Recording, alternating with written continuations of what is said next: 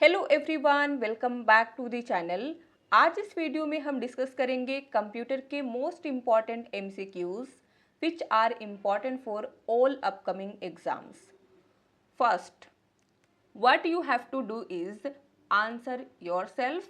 Then आपको match करना है कि मैंने जो आंसर लगाया है वो करेक्ट है या नहीं, एंड वीडियो के एंड में आपको आउट ऑफ टोटल आपने कितना स्कोर किया है ये बताना है। तो विदाउट फर्दर डिले स्टार्ट करते हैं।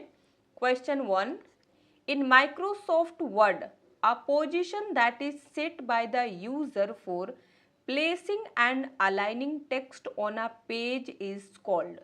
माइक्रोसॉफ्ट वर्ड में पेज पर टेक्स्ट को प्लेस करने एंड अलाइन करने के लिए यूजर द्वारा सेट की गई पोजीशन को क्या कहते हैं? Option given are first stop tab, second tab stop, third format tab and last is fourth prefill tab. Answer क्या होगा? Second tab stop. Tab stop एक पोजीशन है जिसे सेट किया जाता है यूजर के द्वारा माइक्रोसॉफ्ट वर्ड में for what? To place and align text at a specific location on a page. What is the primary purpose of file history in Windows OS? Windows operating system में file history का क्या काम है? देखिए, first, to automatically backup user files and folders. Second, to store backup copies of system settings. Third, to protect files from malware attacks. Fourth, to optimize disk space uses. Answer क्या होगा? 1, to automatically backup user files and folders. Windows operating system में file history का काम है कि user के files and folders को automatically backup लेना। अब यहां देखिए, विंडोज़ में फाइल हिस्ट्री एक बैकअप फीचर है जो आपकी पर्सनल फाइल्स एंड फोल्डर्स की कॉपी को अपने आप टाइम टू टाइम सेव करते रहता है। For example, it can backup files from documents, pictures, videos, desktop etcetera. So you can store earlier version if a file is accidentally deleted or changed. अगर आपकी file जो है या folder जो है, इट मीन्स आपका जो डेटा है, अगर एक्सीडेंटली डिलीट हो जाता है या उसमें कुछ चेंजेस हो जाता है और आप अर्लियर वर्जन, पुराने वर्जन चाहते हैं तो डाउनलोड कर सकते हैं। Consider the following statements about fourth generation. Computer के कितने जनरेशन है टोटल? Answer is 5। यहाँ पे हमें फोर्थ जनरेशन के बारे में फोर्थ स्टेटमेंट दिया गया है। 1 बाय 1 रीड करना है एंड बताना है कि इनमें से कौन सा स्टेटमेंट है जो फोर्थ जनरेशन से रिलेटेड है। 1 देखिए, micro processors were the main technology. Fourth generation में माइक्रो प्रोसेसर मेन टेक्नोलॉजी थे। सेकंड देखिए, they became smaller in size and more affordable compared to first, second and third generation.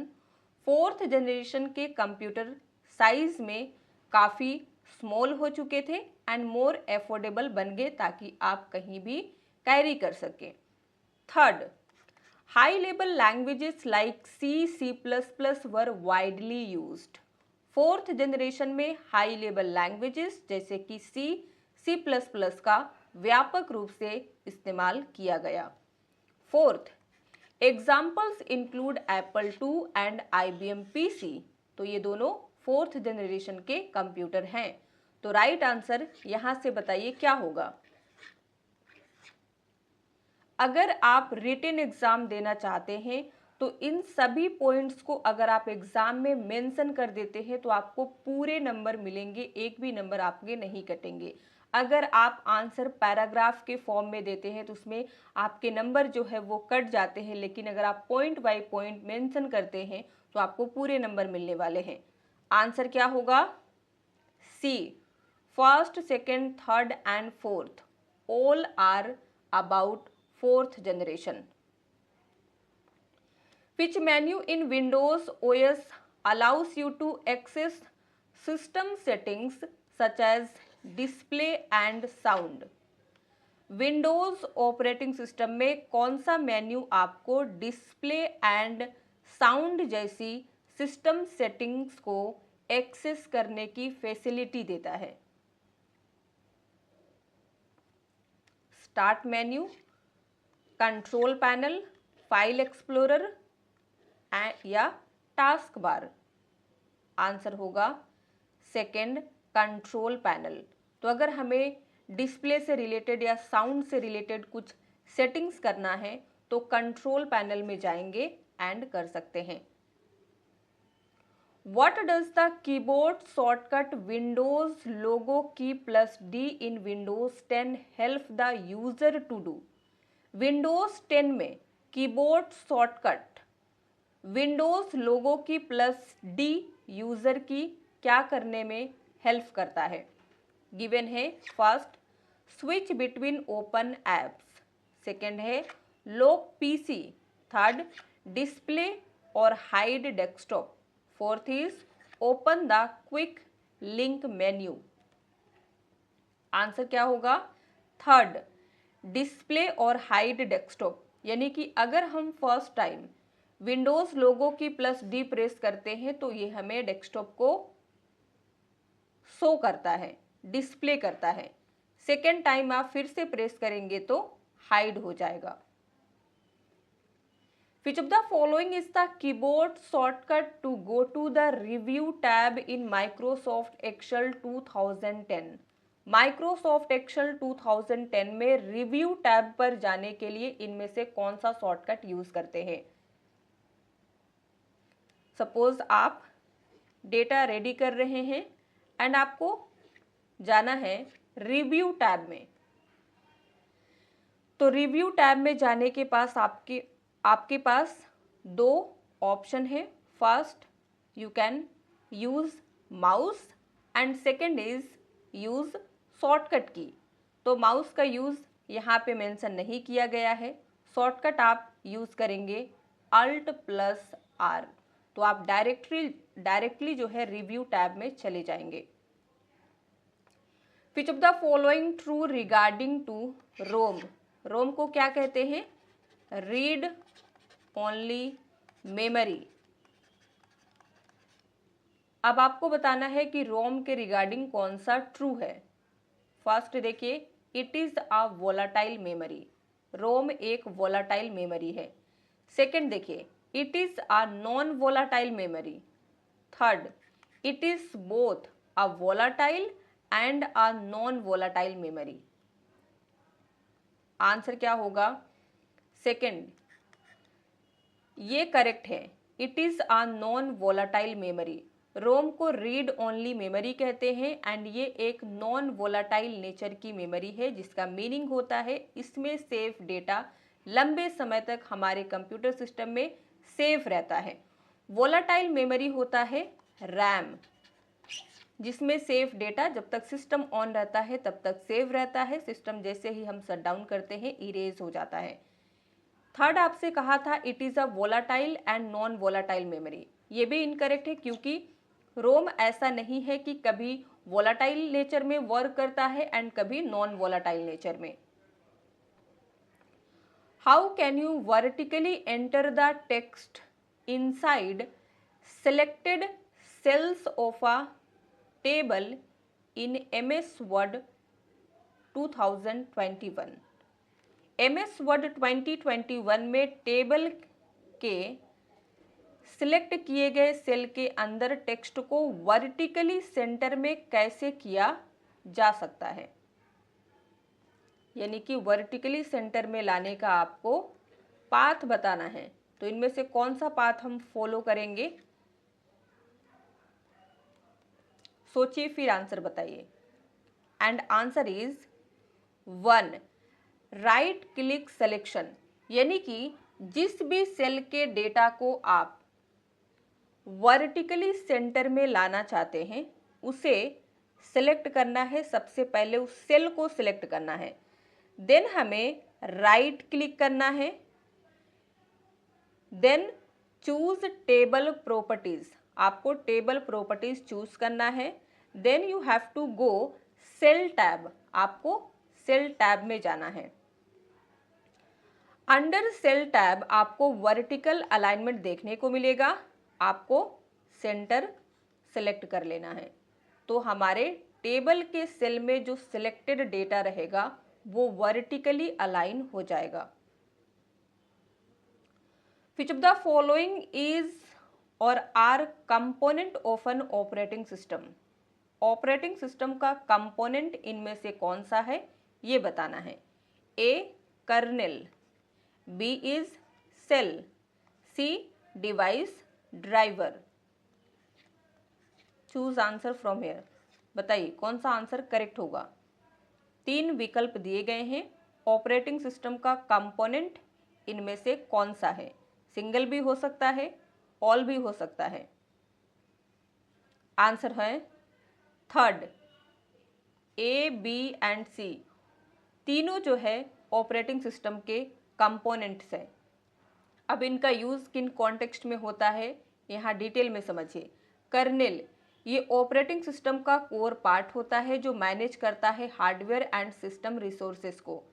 Second दिया गया है shell, ये provide करता है interface user के लिए to interact with the operating system, ताकि यूजर ऑपरेटिंग सिस्टम के साथ इंटरैक्ट कर सके।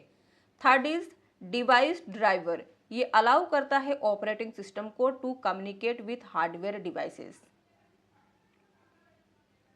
Which of the following is the keyboard shortcut to go to the Insert tab in Microsoft PowerPoint 2010? आप Microsoft PowerPoint 2010 में काम कर रहे हैं एंड आपको इंसर्ट टैब में जाना है, तो कौन सा कीबोर्ड शॉर्टकट यहां से सिलेक्ट कर सकते हैं। आंसर होगा सेकेंड, Alt+N। तो Alt+N की मदद से आप डायरेक्टली इंसर्ट टैब में जंप कर सकते हैं। While working in normal view in Microsoft PowerPoint, which of the following shortcut keys is used to rename a selected item like a file, slide title or object?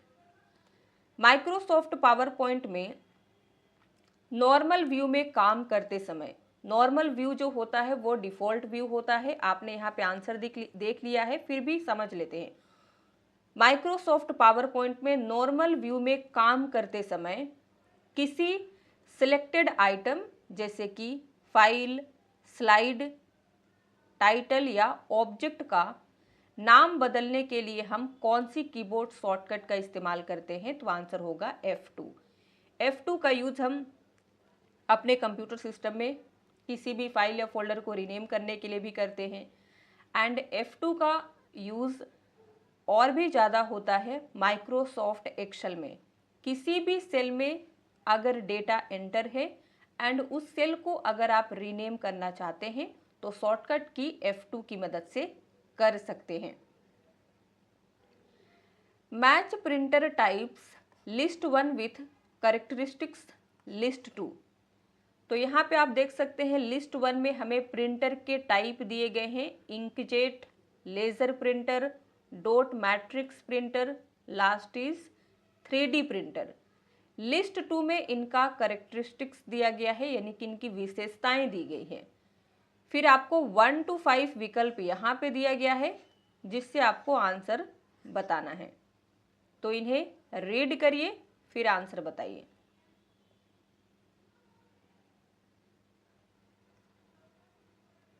Answer होगा second, inkjet printer. ए का 4 होगा, spray करता है liquid ink droplets onto paper. B है laser printer. Laser printer को high speed printing ये करता है यूज करके toner powder. Dot matrix printer, ये इम्पैक्ट प्रिंटर है जो यूज करता है pins, striking ink ribbon. And last is 3D printer, produces physical 3 dimensional objects. Which of the following is not a category of hardware in computers. यहाँ पे हमें A दिया गया है internal components, B application software, C secondary storage devices and D is output devices. बताइए computer में इनमें से कौन सा विकल्प हार्डवेयर कैटेगरी नहीं कहलाता है? And answer is B application software. Application software क्या होता है? जिनका यूज करके हम अपने टास्क को कंप्लीट करते हैं। फॉर एग्जाम्पल अगर हमें रिज्यूमे बनाना है तो माइक्रोसॉफ्ट वर्ड की मदद से बना सकते हैं। जो भी इंटरनल कंपोनेंट होते हैं, फॉर एग्जाम्पल यहाँ पे आप इंटरनल मेमोरी ले लीजिए, रैम, तो ये इंटरनल कंपोनेंट हो गया जो कि हार्डवेयर कहलाएगा। सेकेंडरी स्टोरेज डिवाइसेस जैसे कि पेन ड्राइव, सीडी, डीवीडी, तो ये भी हार्डवेयर रहेगा। आउटपुट डिवाइस जितनी भी होती हैं जैसे कि कीबोर्ड कीबोर्ड इनपुट डिवाइस है, मॉनिटर, प्रिंटर एक्सेट्रा, तो ये सभी हार्डवेयर हैं। A company wants to optimize its computers for running multiple applications simultaneously. Which aspect of the CPU should they focus on to achieve the best improvement in multitasking? एक company है जो अपने computer को एक साथ कई application run करने के लिए बेहतर बनाना चाहती है। मल्टीटास्किंग में सबसे बेस्ट इम्प्रूवमेंट पाने के लिए कंपनी को सीपीयू के किस एस्पेक्ट पर ज़्यादा अटेंशन पे करना चाहिए? गिवन है first, second, third and fourth. Video को पॉज करके आप रीड करिए, देन आपको आंसर देना है। Answer is second. They should focus on increasing the number of CPU cores to enhance multitasking performance. Company को मल्टीटास्किंग परफॉर्मेंस को बेहतर बनाने के लिए सीपीयू कोर की संख्या को बढ़ाने पर ध्यान देना चाहिए। यानी कि जितना ज़्यादा हम सीपीयू कोर के नंबर्स को इंक्रीज करेंगे, हमारे कंप्यूटर का परफॉर्मेंस जो है बेहतर बनेगा। तो ये हो गया, क्योंकि वी ऑल नो कि एक कंप्यूटर में सीपीयू का कितना बड़ा रोल है। Without CPU computer can not do single task. अब देखिए first, third and fourth incorrect क्यों है, ये भी आपको पता होना चाहिए। नंबर 1 देखिए, they should expand hard drive space to store more application. यानी कि कंपनी को हार्ड ड्राइव स्पेस को इंक्रीज करना चाहिए ताकि मोर एप्लीकेशन आ सके। तो अगर हम हार्ड ड्राइव स्पेस को इंक्रीज करते हैं तो इससे क्या होगा, हम ज़्यादा से ज़्यादा अपने कंप्यूटर में फाइल्स एंड एप्लीकेशंस को स्टोर कर सकते हैं। तो इससे कंप्यूटर का परफॉर्मेंस जो है वो इन्हांस नहीं होगा। थर्ड देखिए, they should add more USB ports for connecting additional devices. More USB port का यूज़ हम करते हैं ताकि ज़्यादा एक्सटर्नल डिवाइसेस को कनेक्ट कर पाए, तो इससे भी हमारे कंप्यूटर का परफॉर्मेंस इन्हांस नहीं होगा। फोर्थ देखिए, they should increase the screen resolution to allow more application to be viewed at once. तो ये भी जो है, इससे भी कंप्यूटर के परफॉर्मेंस में कुछ फर्क नहीं पड़ेगा। तो सबसे एप्रोप्रिएट आंसर हमारा सेकंड है। The primary memory is located on the dash. Primary memory एक कंप्यूटर में कहाँ पे होती है? 1 एक्सपेंशन बोर्ड, सेकंड है motherboard, third storage device and fourth is output device. Answer क्या होगा? Second, motherboard. अब यहाँ पे 1 बाय 1 डिस्कस करते हैं। प्राइमरी मेमोरी जैसे कि रैम एंड रोम, ये डायरेक्टली कनेक्टेड होती है मदरबोर्ड, कंप्यूटर के मदरबोर्ड से। मदरबोर्ड कंटेन करता है या कह लीजिए होल्ड करता है प्राइमरी मेमोरी कंपोनेंट को। सेकंड आपका यहाँ पे दिया गया है एक्सपेंशन बोर्ड, ये ऐड करता है extra function to a computer. Storage device का यूज़ हम करते हैं फॉर एग्जांपल सेकेंडरी स्टोरेज जैसे कि HDD और SSD, एक डेटा के स्टोरेज क्षमता को बढ़ाने के लिए। And last is output device, इसका काम है टू डिस्प्ले और प्रोड्यूस रिजल्ट ऑफ प्रोसेसिंग। जो भी कंप्यूटर हमारा रिजल्ट जनरेट करता है, प्रोसेस करता है, उसे डिस्प्ले करना, प्रोड्यूस करना आउटपुट डिवाइस का काम है। Which of the following statement is incorrect? ए देखिए, extension of a word document is generally .dos और .docx, तो ये इनकरेक्ट है। आंसर इज नो, करेक्ट है। MS वर्ड डॉक्यूमेंट जो होता है 2003 तक जितने भी वर्जन आए थे उनका फाइल एक्सटेंशन .dos था। 2003 के बाद वर्जन आया 2007, तब से इसका फाइल एक्सटेंशन है .docx एंड अब तक का लेटेस्ट वर्जन जो है उसका भी यही फाइल एक्सटेंशन है, तो आपको ये याद रखना है। भी देखिए, MS word is an application software, तो ये भी करेक्ट है। MS वर्ड एक एप्लीकेशन सॉफ्टवेयर है। एप्लीकेशन ऐसे सॉफ्टवेयर को कहते हैं जिन्हें हम डाउनलोड एंड इंस्टॉल करते हैं अपने नीड के अकॉर्डिंग। सपोज आपको MS वर्ड में कुछ काम करना है तो आप इसे डाउनलोड करेंगे, अगर काम नहीं है तो अनइंस्टॉल भी कर देंगे, तो इससे हमारे कंप्यूटर सिस्टम में कोई भी इफेक्ट नहीं पड़ेगा। सी देखिए, press Ctrl+A to select all contents of a word document, correct है। MS वर्ड डॉक्यूमेंट के ऑल कंटेंट्स को सिलेक्ट करने के लिए हम Ctrl+A का यूज कर सकते हैं। डी देखिए, A text cannot be both italic and bold in a word document, ये इनकरेक्ट है, क्योंकि MS वर्ड डॉक्यूमेंट में किसी टेक्स्ट को हम बोल्ड के साथ साथ इटैलिक भी कर सकते हैं। ऐसा नहीं है कि आपने बोल्ड कर दिया है तो इटैलिक नहीं कर सकते, या इटैलिक कर दिया है तो बोल्ड नहीं कर सकते हैं, दोनों कर सकते हैं अपने प्रेफरेंस के according. Consider the following statements regarding ICT terminology.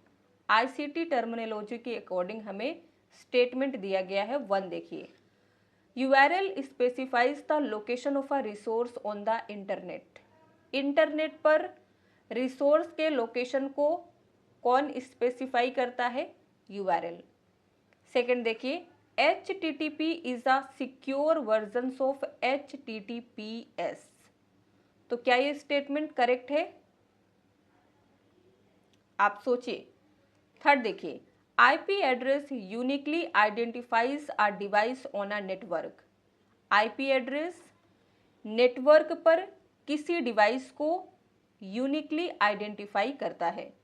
Fourth, DNS जिसे कहते हैं domain name system, translates domain names into IP addresses. Which of the above statements are correct? 1 to 4 में से कौन सा करेक्ट है? A, B, C and D में से चूज करके बताइए। आंसर क्या बनेगा? Answer is A। First is correct, third is correct and fourth is also correct. Second is incorrect, क्योंकि HTTPS का सिक्योर वर्जन HTTP नहीं है। HTTPS सिक्योर होता है, ना कि HTTP। ये जो यहाँ पे एक्स्ट्रा S आप देख रहे हैं, इसी का मीनिंग होता है सिक्योर। कई बार एग्जाम में पूछ लेता है कि HTTPS में जो S होता है इसका मीनिंग क्या है, तो आंसर हो जाएगा सिक्योर।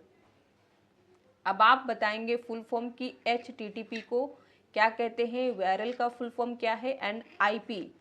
डीएनएस का मैंने आपको ऑलरेडी बता दिया है, डोमेन नेम सिस्टम कहते हैं। इन तीनों का फुल फॉर्म आपको कमेंट में बताना है।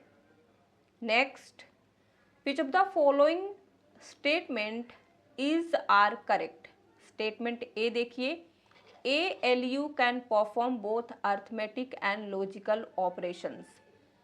सीपीयू का ही एक पार्ट है ALU, जिसे कहते हैं अर्थमेटिक लॉजिक यूनिट। ये अर्थमेटिक एंड लॉजिकल ऑपरेशन दोनों परफॉर्म कर सकता है। स्टेटमेंट बी देखिए, CPU is use to process, display and store data और इंफॉर्मेशन। CPU का यूज डेटा या इंफॉर्मेशन को प्रोसेस करने, डिस्प्ले करने एंड स्टोर करने के लिए किया जाता है। अब यहाँ पे बताइए आंसर राइट क्या होगा। दोनों स्टेटमेंट में से दोनों करेक्ट है, दोनों इनकरेक्ट है, ए करेक्ट है, बी इनकरेक्ट है, या बी करेक्ट है, ए इनकरेक्ट है। ये चार पॉसिबिलिटी यहाँ पे हो सकती है। आंसर क्या है, D, only A is correct. ALU arithmetic and logic operation दोनों करता है, तो ये करेक्ट है। CPU जो है डेटा या कह लीजिए इंफॉर्मेशन को प्रोसेस करता है, यहाँ तक ये स्टेटमेंट करेक्ट है। डिस्प्ले करने का काम है आउटपुट डिवाइस यानी कि मॉनिटर का, ना कि CPU का। स्टोर डेटा को स्टोर करना स्टोरेज डिवाइस जैसे कि रैम रोम का, प्राइमरी स्टोरेज डिवाइस का काम है, ना कि CPU का काम है। करेक्ट है। चलिए, if you open MS PowerPoint presentation and can't make any changes, it might be because the file is।